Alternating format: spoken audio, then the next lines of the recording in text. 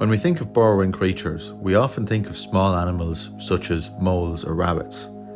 However, since the early 2000s, scientists in South America have discovered hundreds of mysterious giant tunnels. More than 1,500 of these massive burrows have been found in southern Brazil and Argentina. The largest measure 4 meters across and can extend for up to 50 meters. Other smaller burrows are typically 1.5 meters across. What animal could have produced these huge tunnels? The burrows are found in rocks dating to the Pliocene and Pleistocene, and they are covered in claw marks. Therefore, the most likely culprits are ground sloths and giant armadillos known as pampathirs. Unlike the familiar tree sloths, ground sloths could reach titanic proportions. The largest ground sloth, Megaichnus, was the size of an elephant and could weigh up to 6 tons.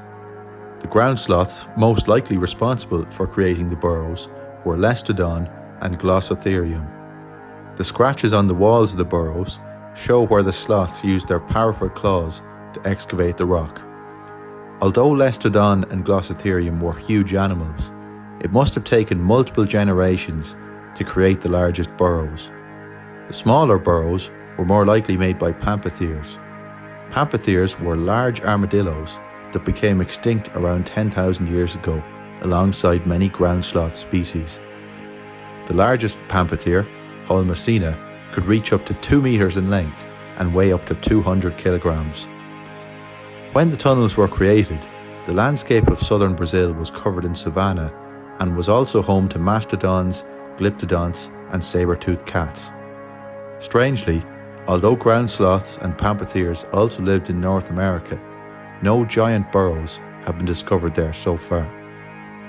North America is home to another kind of strange prehistoric burrow, known as devil's corkscrews. In the 19th century, prospectors in Nebraska and Wyoming discovered massive twisted tubes underground. Some suggested they were the petrified roots of giant plants, while geologist Irwin Hinckley Barber thought they were the remains of huge extinct sponges. The tubes were referred to as devil's corkscrews and given the Latin name Daemonellix. Eventually, famous paleontologist Edward Drinker Cope deduced that they were the burrows of an extinct rodent. Finally, the mystery was solved when skeletons of the ancient beaver Paleocastor were discovered in the chambers at the bottom of some of the corkscrews. Paleocastor lived in the late Oligocene and early Miocene, around 35 million years ago. Unlike living beavers, they lived on land and had similar lifestyles to modern gophers and prairie dogs. They used their teeth to dig through the earth, and they lived in family groups.